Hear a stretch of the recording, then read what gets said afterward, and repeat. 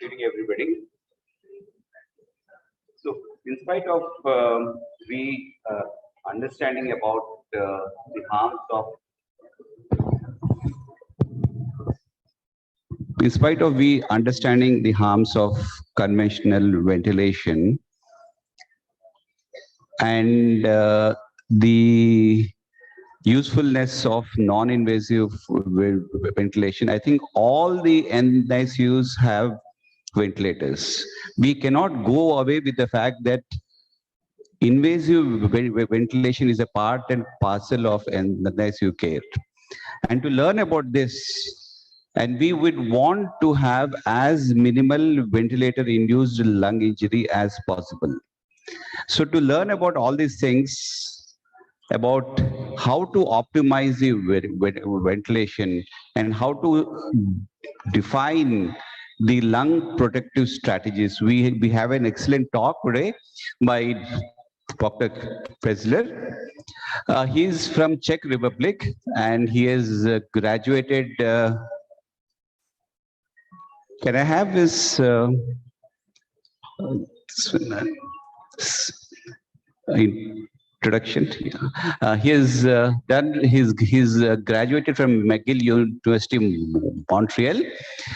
He is the professor of pediatrics in Brown University and also the director of respiratory services at the Women's and Infant Hospital of Rhode Island. He is a seasoned clinical trialist who led several multi-center randomized clinical trials of various modes of respiratory support that have importantly impacted the clinical practice. He is also one of the investigators of the NIH-funded neonatal research network, and he is also a very active educator, author, and editor, including the just released 7th edition of Assisted Ventilation of Neonate. He is on the board of the directors of the Hippocrates Foundation and is responsible for the respiratory seminars. His areas of research interest include the volume targeted ventilation, delivery room stabilization, high frequency ventilation, pulmonary hypertension, BPD, ECMO, and PINO. Now, may I request him to start his talk?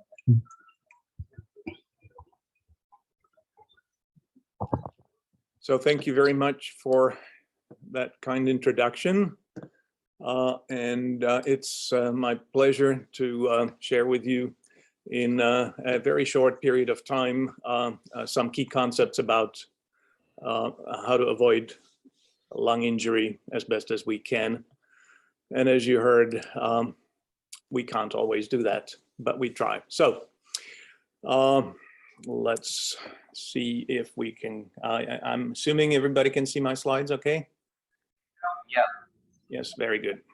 So I want to begin with the key concept, which is that ventilators are nothing more than tools in our hands. And while the manufacturers have come up with some very sophisticated devices, they're not, the machines themselves are not inherently lung protective, no matter how good the tool in our hands is. If I do not use that tool the right way, if I use it for the wrong job, the result will not be as good as it could be.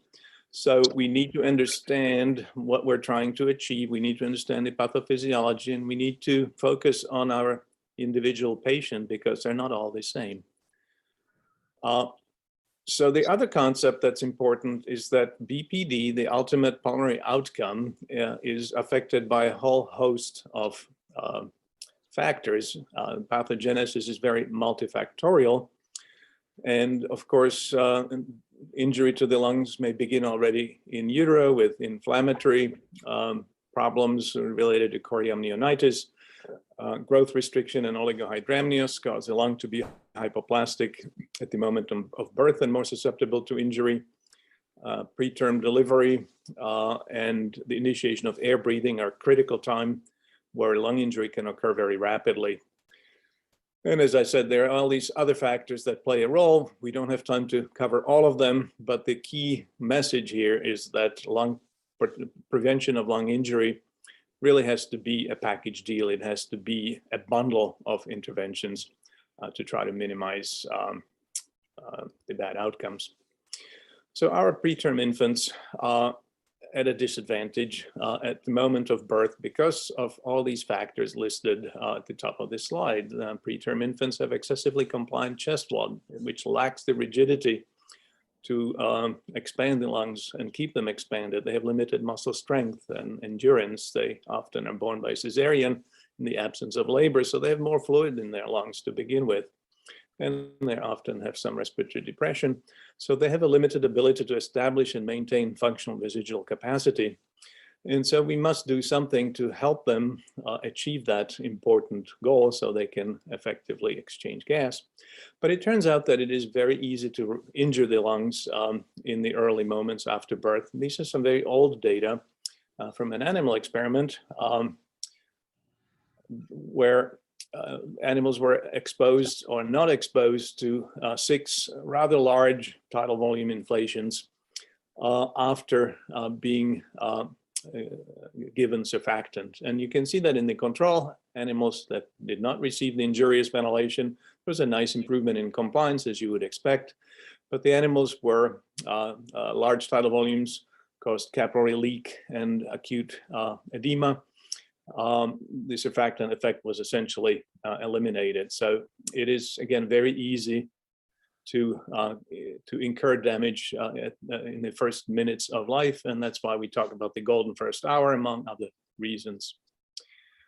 So because of the problems with insufficient chest wall rigidity, and use of positive pressure with end expiratory pressure, or CPAP, in spontaneously breathing babies is critical in facilitating the establishment of functional residual capacity.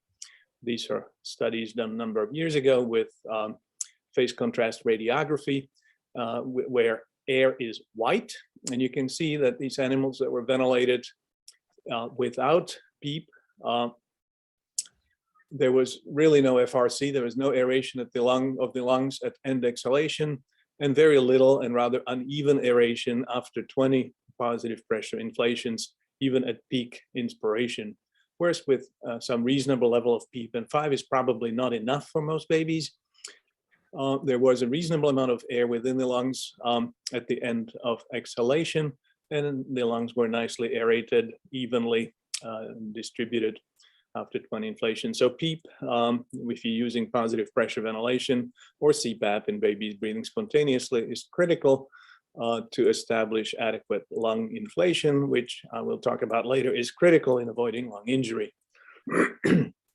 There was a lot of interest in sustained inflation, a process that exposes babies to a prolonged inspiration, typically 10 to 15 seconds. The rationale being that fluid is more viscous than air, and it takes longer inspiratory time to effectively move fluid through small airways. There's a lot of interest in that in Europe, but the data were inconclusive. So Harish Kirpalani and I, as well as Peter Davis, got together and did this large randomized trial, which is the last study here that was added to the updated meta-analysis. And clearly, there is no particular benefit, certainly not in survival. In fact, the trend is away from sustained inflation, and there was no benefit in terms of reduction in chronic lung disease. And therefore, the sustained inflation enthusiasm has rapidly faded. We, of course, know that the best way to avoid ventilator-induced lung injury is to avoid mechanical ventilation and use non-invasive techniques. I'm not going to focus on non-invasive support because of lack of time. I think we all know they're effective in most of the more mature babies, but the extremely preterm infants, less than 28 weeks, do not succeed as often, at least in this study from 2016 from Australia. The folks who do bubble CPAP really well would argue and seem to be able to demonstrate that they have good success with non-invasive support down to as low as 26 weeks gestation. at least initially, although ultimately, and this is the ultimate avoidance of positive pressure ventilation, many of those babies ultimately do end up being intubated. So it is inevitable that in some of the more immature babies, we will have to intubate and subject them to mechanical ventilation, which we know is potentially injurious. So we have to choose some settings, and the first choice we need to make is what form of synchronized ventilation we should use.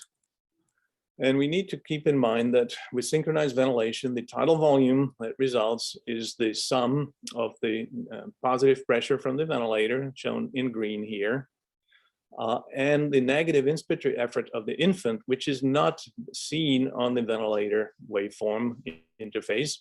It is not measured in the pulmonary graphics, but it is there. And babies who are premature, as you know, have irregular respiratory effort, sometimes apnea, sometimes periodic breathing. So it makes it more challenging, and they don't have a lot of strength. So they often, breathing through narrow endotracheal tubes, don't generate a very strong, a very large tidal volume. And so if you were to use SIMV by itself, you would have the following problem. And what I've done here are the positive pressure inflations, and here in red below the line is a negative inspiratory effort of the baby. So synchronized, so this tidal volume is going to be quite large because it's the ventilator and the baby working together. But in between, the baby is breathing spontaneously. And if you're not using pressure support, the tidal volume often is insufficient to even clear the anatomical dead space.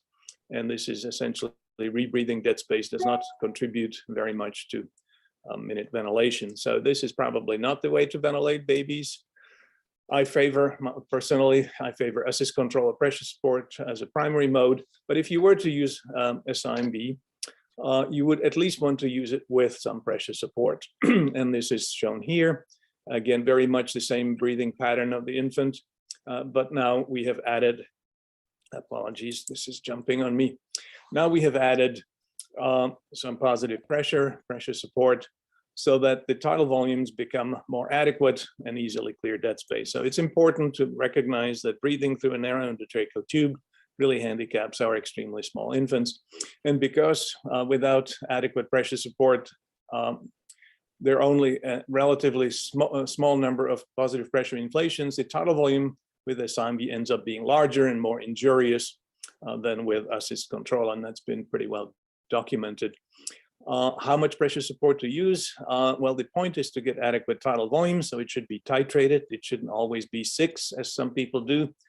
6 may be a reasonable starting point, but then you have to look at what tidal volume you're achieving with that pressure support, and if it's still not at least 3.5 to 4 ml per kilo, then you need to increase your pressure support. Of course, I have for a number of years advocated volume targeted ventilation as an important lung protective strategy. And I will show you some evidence that it's excessive tidal volume rather than pressure that matters most in terms of lung injury. You know that hyperventilation occurs frequently and is not easily avoided with pressure controlled ventilation. And we know that that's not good for the brain and the lungs. And you also may be aware that the traditional adult type of volume controlled ventilation doesn't work very well in newborn infants for reasons I'll briefly explain. So here is one of many studies that have looked at this issue, and what they did in this study is they took a bunch of small animals, they exposed them to progressively higher inflation pressures. These animals had healthy lungs, and in half of the animals here in the filled bars, the black bars, those animals had a tight plaster cast placed around the chest and abdomen to restrain chest wall movement and therefore limit tidal volume. And they look at capillary filtration coefficient, essentially an index of acute lung injury or lung edema. And at 15 centimeters of water, not much happened. It's a low pressure, doesn't overexpand the lungs, doesn't injure anything. At 30 centimeters of water, there was already a significant increase after a rather brief period of mechanical ventilation, where the lungs were free to move, no change when the plaster cast limited tidal volume. It's not surprising that in these animals with normal lung compliance, a pressure of 45 resulted in a vast increase in lung edema. What is surprising is that the animals in whom tidal volume was constrained did not show any such increase, suggesting clearly that it is excessive tidal volume, not the pressure by itself, that causes the acute lung injury. And so this and many other studies essentially tell us that the adverse consequences of inflation pressure, of high inflation pressure, are mediated through excessive tidal volume. And if the pressure does not result in in distension of the lungs, you do not see that injury. So because we were historically very concerned about the effects of pressure, and because we use uncuffed endotracheal tubes, and because when we initially tried volume controlled ventilation with adult machines in the 1980s, it didn't work very well. We all defaulted to pressure controlled positive pressure ventilation, which in its basic functionality is nothing more than a mechanical T-piece resuscitator, which we're all familiar with. And so if you're in an SIMV mode during the expiratory phase, there is continuous flow of gas through the circuit. There's a PEEP valve maintaining distending pressure, and the patient can breathe in and out spontaneously. And when the ventilator cycles on, the expiratory valve closes, the circuit's pressurized, and gas enters the lungs in proportion to the pressure in the circuit and the compliance of the lungs. And we're not worried about leak around the endotracheal tube because there's plenty of fresh gas to compensate and maintain the desired lung inflation. So this is easy to use, and we felt that it was really important to control the pressure. Barophobia has persisted to this day, but it's probably misguided. The problem with pressure-controlled ventilation, of course, is that compliance can improve rapidly. When babies first come out, there's a lot of fluid in the lungs. They may not have established adequate FRC. They have not yet received their surfactant. Then all of that changes. We have rather effective animal-derived surfactants that rapidly improve compliance. Baby clears their lung. We apply adequate distending pressure. And all of a sudden, the baby moves from this flat portion of the compliance curve where whatever pressure we were using may have been just about right. And then suddenly that same positive pressure results in a much larger tidal volume. And this can be quite injurious. So we don't have a single large randomized trial, but we do have a series of smaller studies that amount to a total of almost 1,000 infants studied. And this latest meta-analysis demonstrated a strong trend, but not quite significant in the combined outcome of death or BPD at 36 weeks. The point estimate was 25% reduction, but the confidence intervals cross 1, so not a significant difference. But BPD as the primary outcome was reduced by 27%. And the confidence intervals now are clearly to the left of the line of unity. They do not cross 1. And a rather impressive number needed to treat of only 8. So this is nothing else makes this much of an impact on chronic lung disease, to my knowledge. Severe interventricular hemorrhage and interventricular hemorrhage plus or minus PVL were reduced by about 50%, again, statistically significant, with a number needed to treat of 11. Pneumothorax was reduced by about 50%. Less common events, so number needed to treat is a little higher. Hypocapnia was reduced by about 50%. And because it is a common event, only 3 babies need to be treated to avoid 1 instance of significant hypocapnia. And duration of mechanical ventilation was reduced by a little more than a day. So these are all pretty impressive outcomes, suggesting that we really should be doing this. So I just want to point out the difference between volume controlled ventilation and volume targeted ventilation. Volume controlled ventilation is the adult style of ventilation, where a fixed tidal volume is injected into the proximal end of the ventilator circuit. This is, in other words, volume controlled ventilation controls what enters the patient's circuit. It does not control what enters the patient's lungs. That's an important distinction. In larger subjects without an endotracheal tube leak, this works just fine. because the lungs are large and more compliant than the circuit. But when you have a tiny baby attached here, and when you have an uncuffed endotracheal tube, there's a lot of loss of volume to compression of gas within the circuit, leak around the endotracheal tube, so that you may have to set a tidal volume of 10 or 12 ml in order to achieve an effective tidal volume entering the lungs of around 4 ml. This, of course, is variable. It's not a constant relationship. And leakage is, of course, also highly variable. So this did not work very well. And that was the main reason why we all reverted to pressure-controlled ventilation. But now we have a more sophisticated approach, which is what I refer to as volume-targeted ventilation. There's some confusion in the literature. Some people refer to volume-targeted ventilation as anything that pays attention to tidal volume. But the way I use it is pressure-controlled ventilation is automatic adjustment of inflation pressure. So it's still pressure-controlled, but instead of manual adjustment to the inflation pressure, we make those we let the ventilator make those adjustments automatically and in real time. So after initial inflation or two, the tidal volume is measured. It's compared to the target, and if the tidal volume measured is less than target, inflation pressure will go up for the next cycle. If it's within a few percent of the target tidal volume, no change. And if it's above the target, the inflation pressure will be reduced for the subsequent cycle. And we have some pretty good evidence, as I showed you, that this is beneficial. And it's been shown, among other things, by us and others, that you maintain a relatively constant tidal volume. There is some fluctuation because the baby's contribution to the transpulmonary pressure is variable. It's a good thing because completely monotonous tidal volume leads to atelectasis.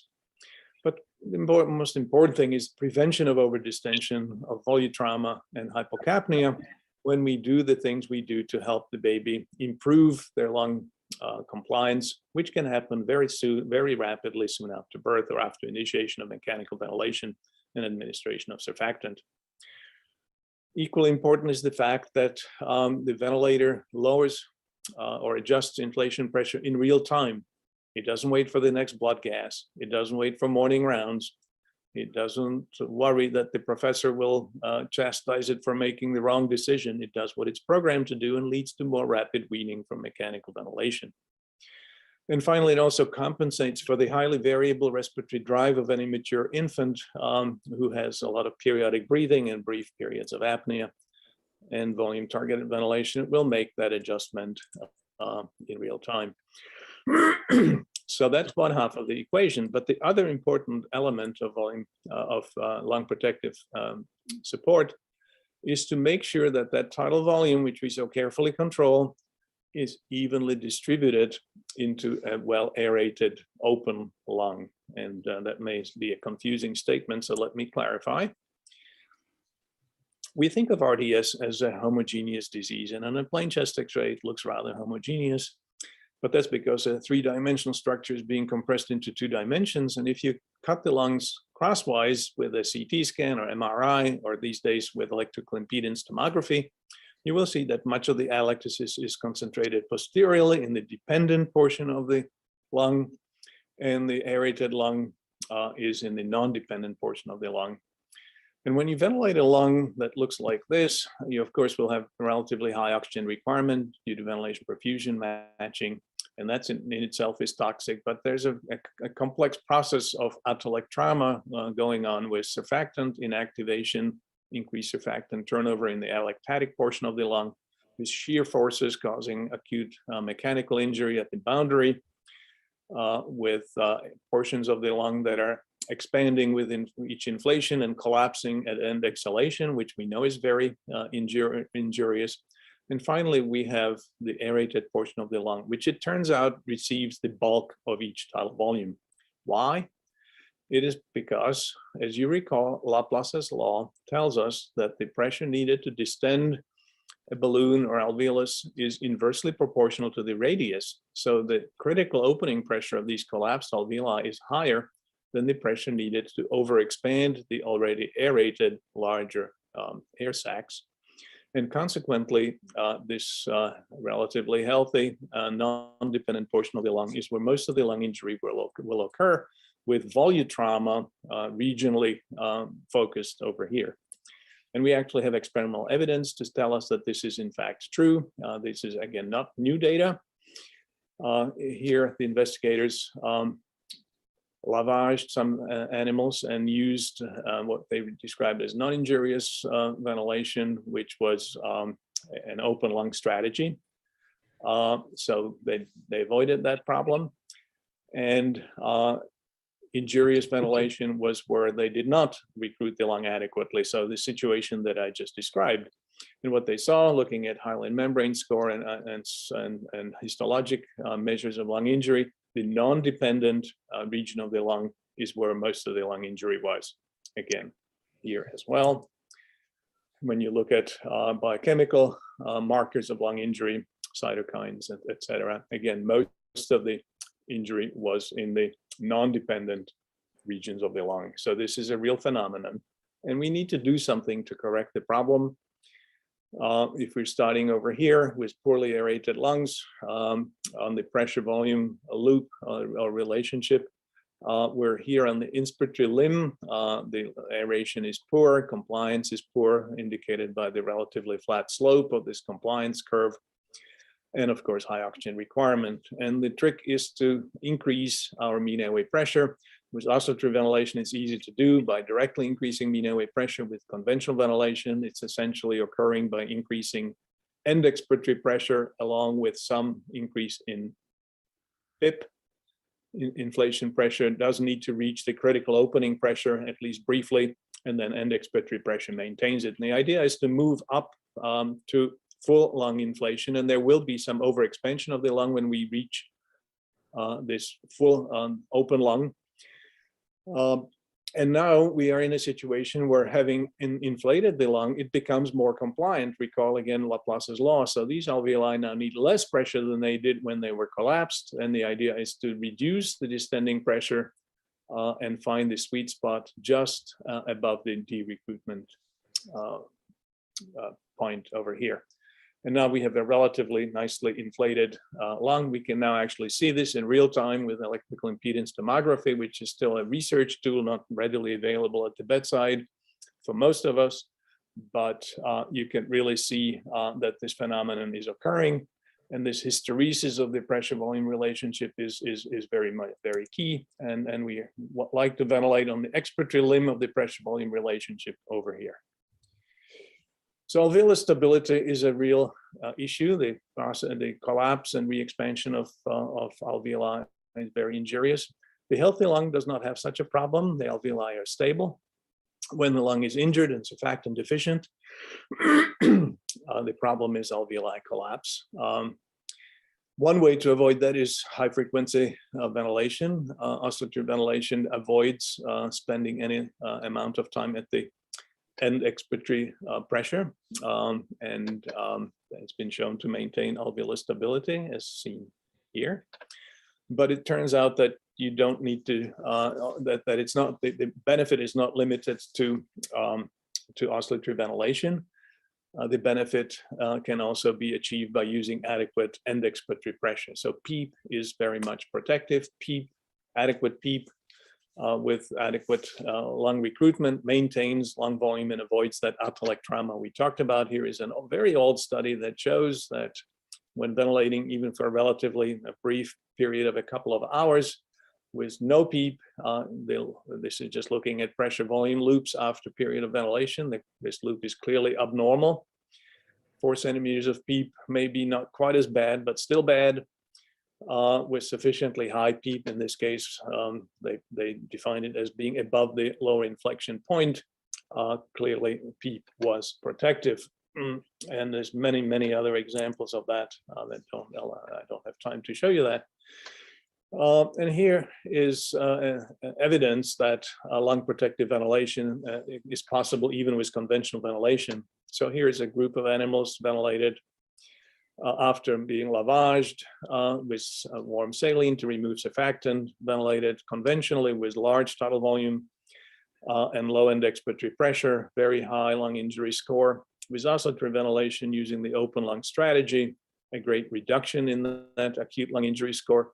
But here is a group of animals ventilated at conventional rates with adequate end expiratory pressure and showing similar degree of protection. So end expiratory pressure is important in maintaining alveolar stability and avoiding lung injury. But there's no simple recipe for PEEP because there is no single level of PEEP that's optimal for all infants or even for one individual infant at all points in time. It's a dynamic scenario.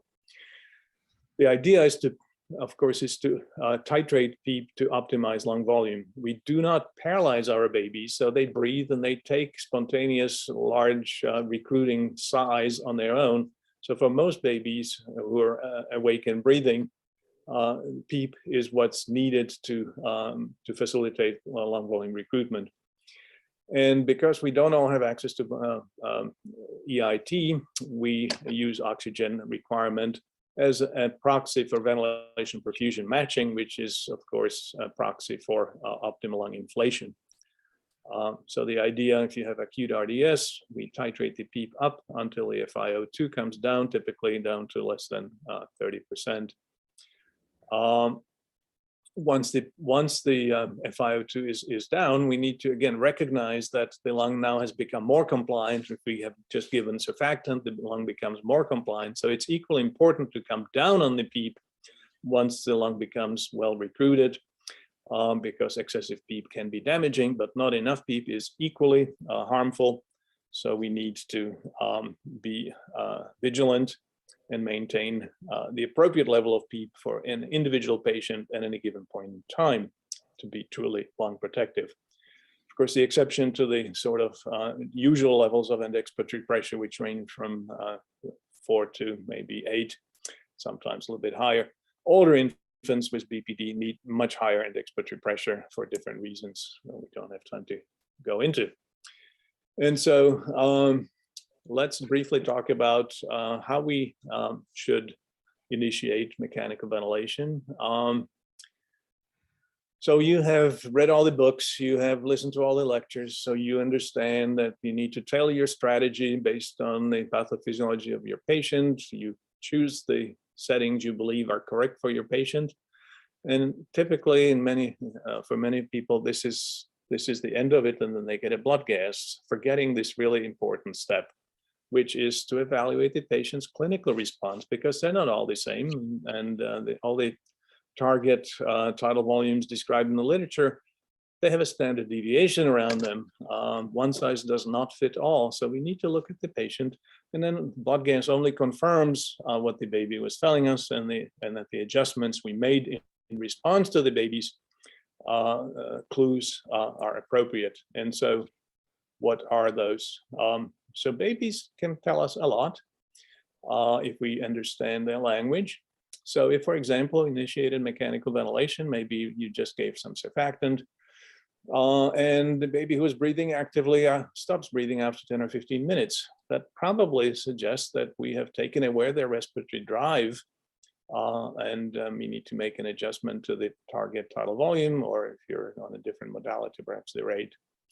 If the baby becomes tachypnic or remains tachypnic with retractions, the baby is clearly telling us that the support is inadequate, and we need to respond to that, not wait for a blood gas. You should be able to tell clinically if the baby is not receiving adequate support.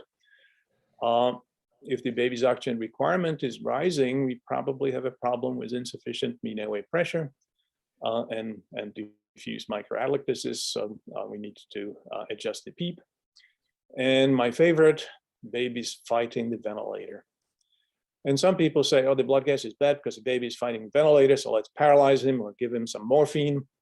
Actually, the baby who's fighting the ventilator is struggling for breath. They're air hungry. They're telling us something, and they can't tell us exactly what's wrong, but it's either grossly inadequate support, perhaps is an obstructed endotracheal tube, maybe the tube is down in the right mainstem bronchus, the baby's head is turned and up against the wall of the trachea. Something is seriously wrong, and we need to figure out what it is, look at the waveforms, look at the baby, and correct that.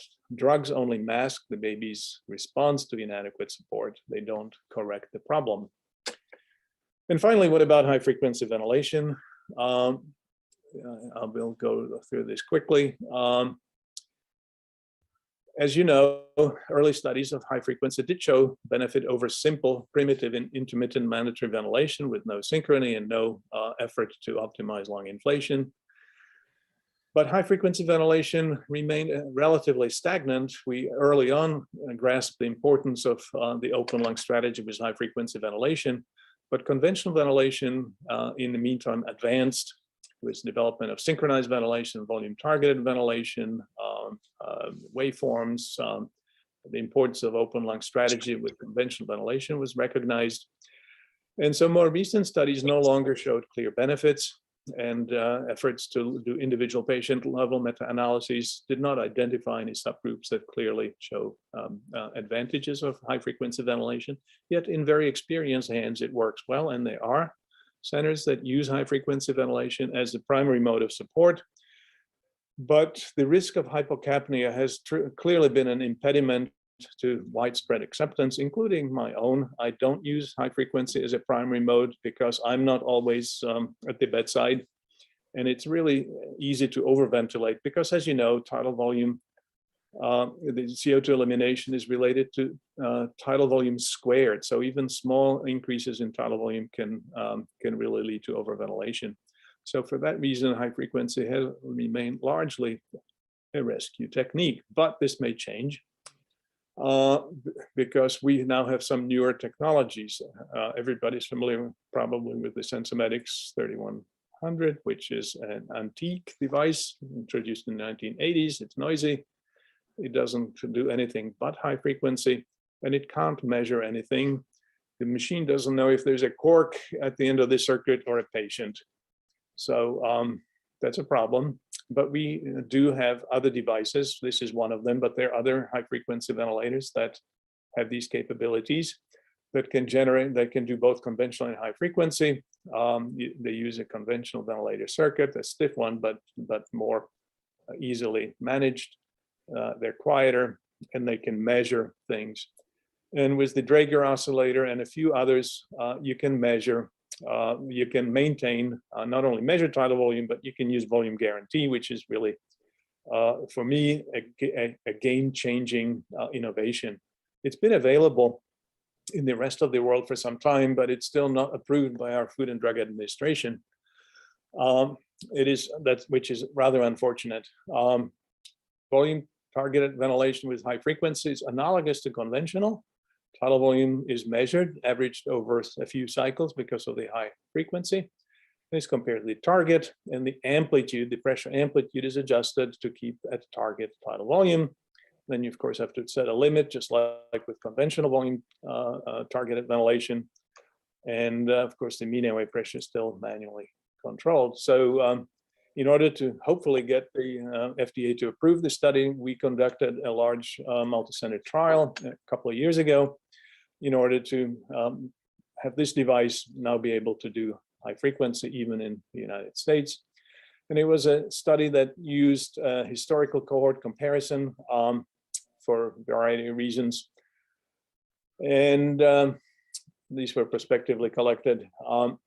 And what you can see is that the outcomes were quite favorable.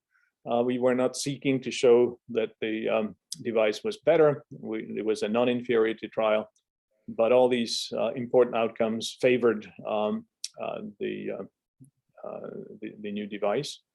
It maintained very stable CO2 over the first 48 hours and beyond. We used a frequency of 10 hertz. Perhaps today I would have used 15. So the tidal volume we used was a little bit over 2 initially and came down to around 2 ml per kilo. That's consistent with what's been observed otherwise. And importantly, it worked remarkably well.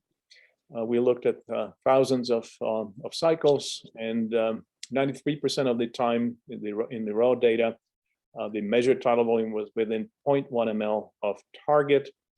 6.4% of the time it was, it was a little bit above target, below target.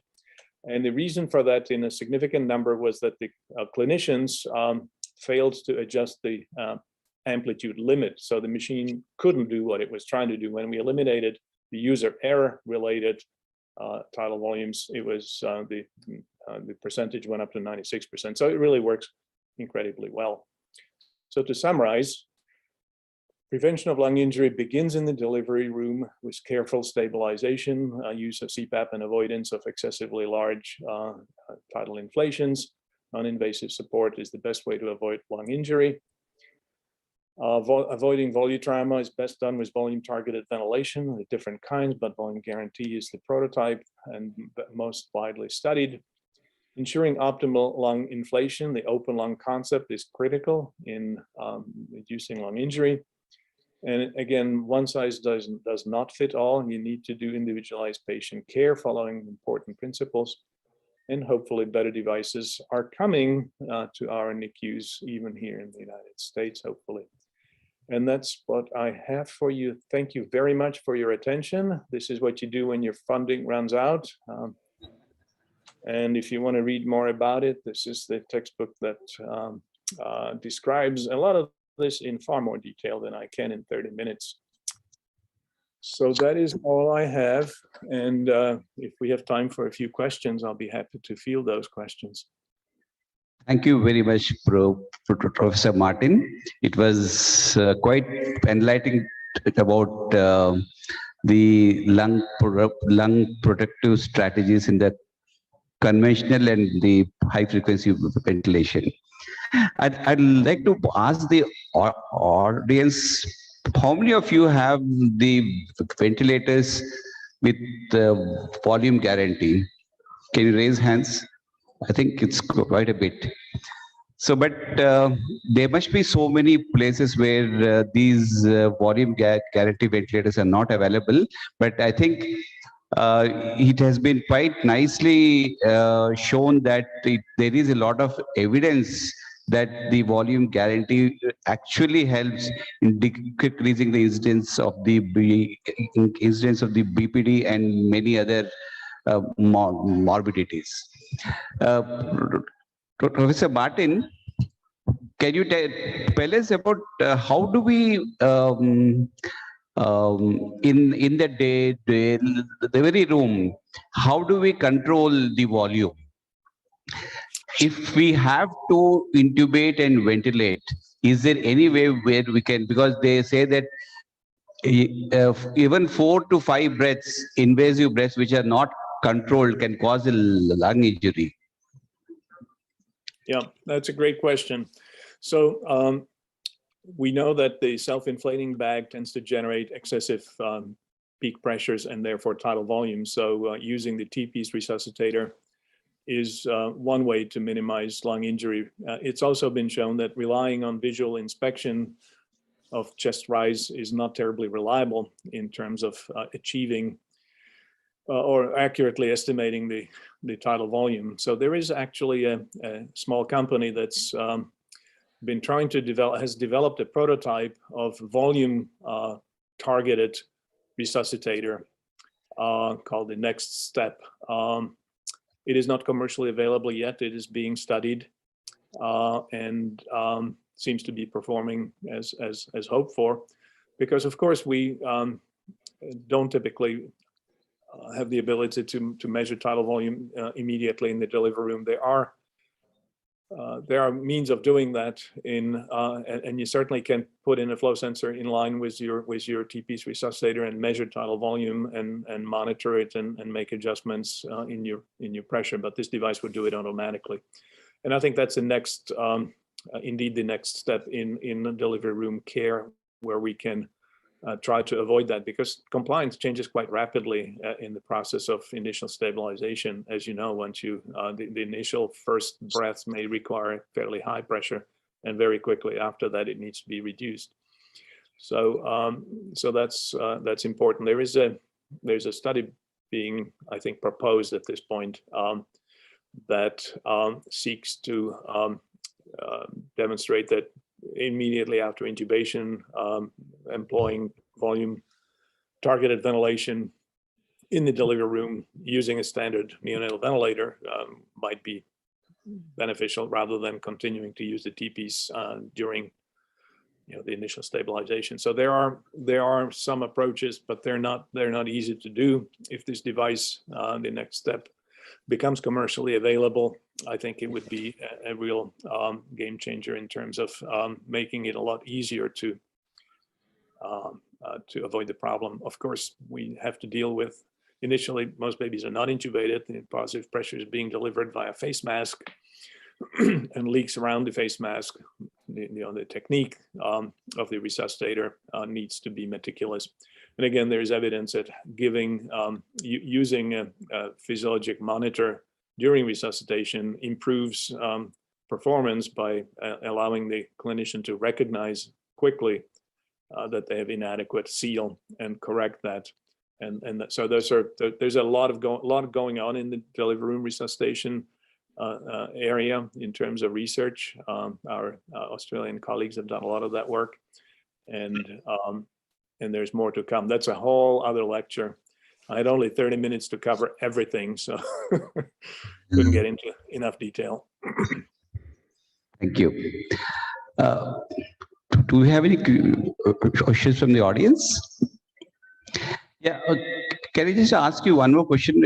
What is the maximum PEEP which we can go towards when trying to open the lung?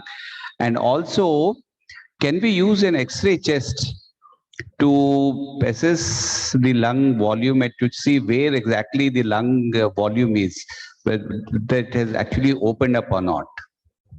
Yeah, those are important questions. And the chest X-ray is not the best tool. It's a tool. It's best we have most of the time in terms of assessing visually the lung volume.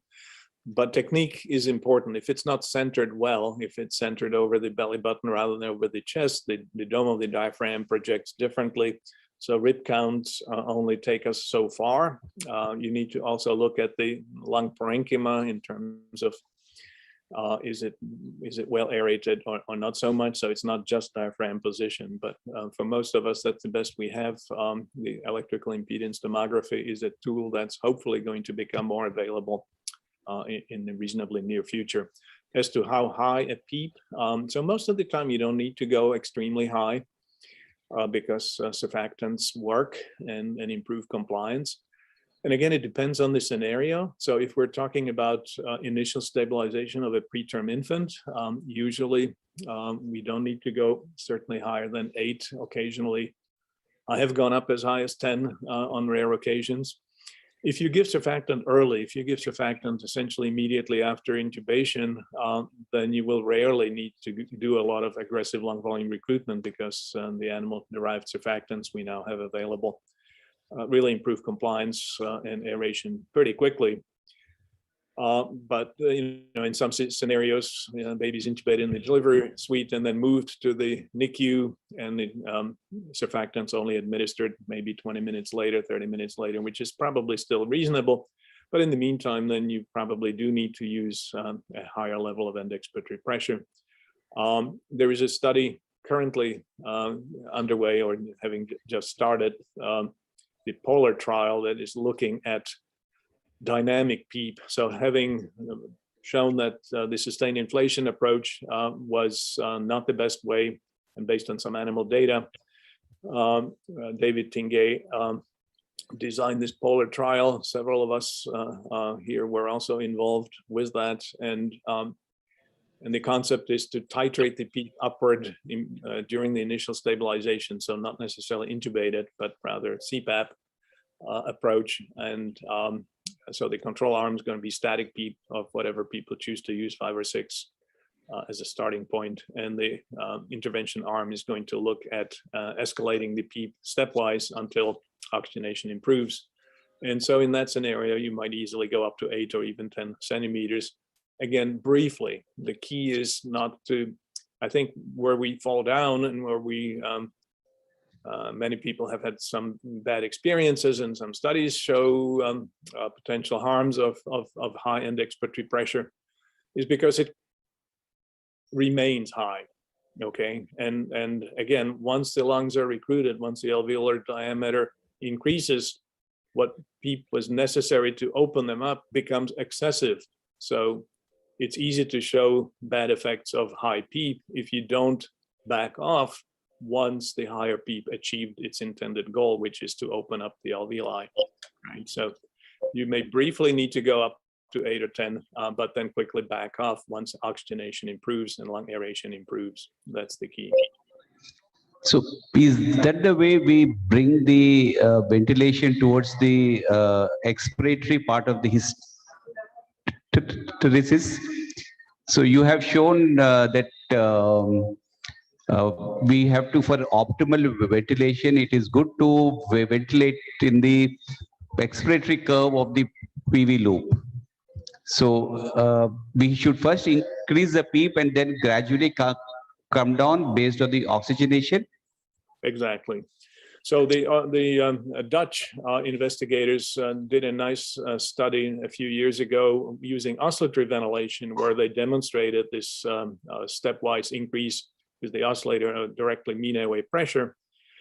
And they do this recruitment maneuver before giving surfactant, arguing that surfactant distribution is improved if you put surfactant into a recruited lung, which is true based on experimental data. So they start at a lower distending pressure, typically around 8 or 10 centimeters, and then they progressively increase in 2 centimeter of mean airway pressure increments every 2 or 3 minutes, as long as oxygenation continues to improve.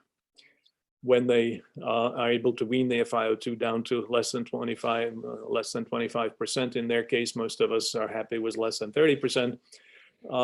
They consider the lung fully recruited, and at that point they consider that the quote unquote open lung, and then they decrease the distending pressure in 2 centimeter increments or decrements rather, until they just begin to see a deterioration in oxygenation, and they call that the closing pressure.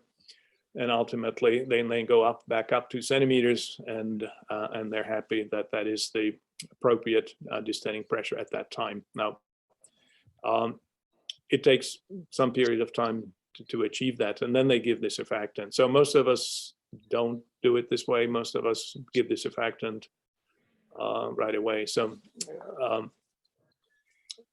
but they illustrate very nicely the concept and where they end up. So just to give you the numbers, the mean airway pressure in these surfactant deficient babies at maximum pressure, the open lung was about 20 centimeters mean airway pressure.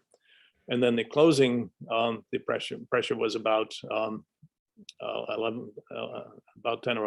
to 12, somewhere in that region.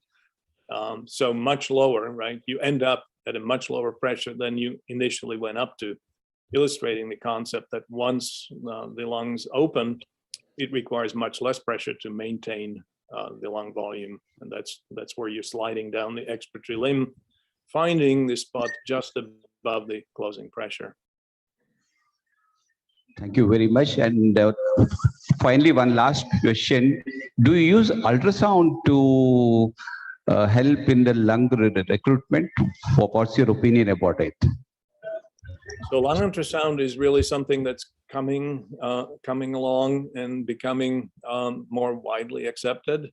It was initially misunderstood, and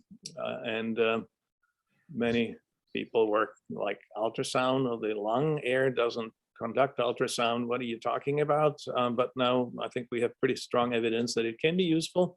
We have not done much of it in the United States because of some logistical and territorial and medical legal concerns.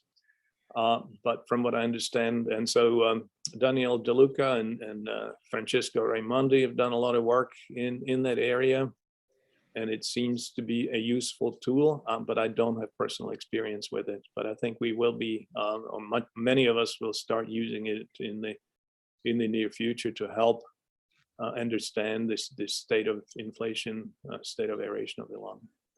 It's true. Thank you, sir. Thank you, Dr. Martin, for a wonderful talk, which was very enlightening. Thank you so much. Thank you, Professor Martin KESZLER, for giving valuable insights on the topic. We would also like to extend our gratitude to the moderator of the session, Dr. Ravi Shankar. Thank you, sir.